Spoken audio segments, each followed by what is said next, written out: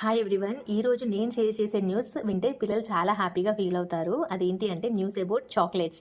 పిల్లలకి చాక్లెట్స్ అంటే చాలా ఇష్టం కదా!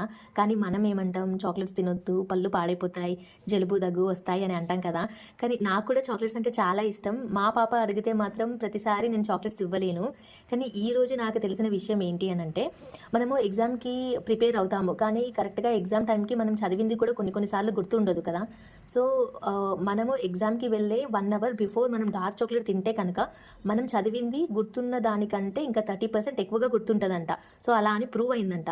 సో, దానికి గల సైంటిఫిక్ రీజన్ ఏంటి అనంటే, డార్క్ చాక్లెట్స్‌లో ఫ్లేవనాల్స్ అనే ఒక యాంటీ ఆక్సిడెంట్ ఉంటదంట.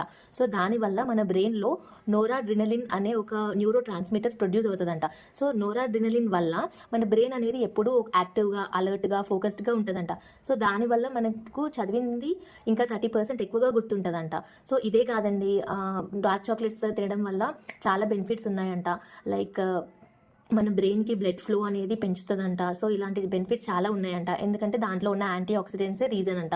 సో, ఇప్పటి నుండి మనం కూడా డార్క్ చాక్లెట్స్ తినడం అలవాటు చేసుకుందాము. ఓకేనా? మీకేమైనా మంచి డార్క్ చాక్లెట్స్ నేమ్స్ ఏమైనా తెలుసుంటే కామెంట్స్‌లో నాతో షేర్ చేసుకోండి. Thank you for watching. Bye.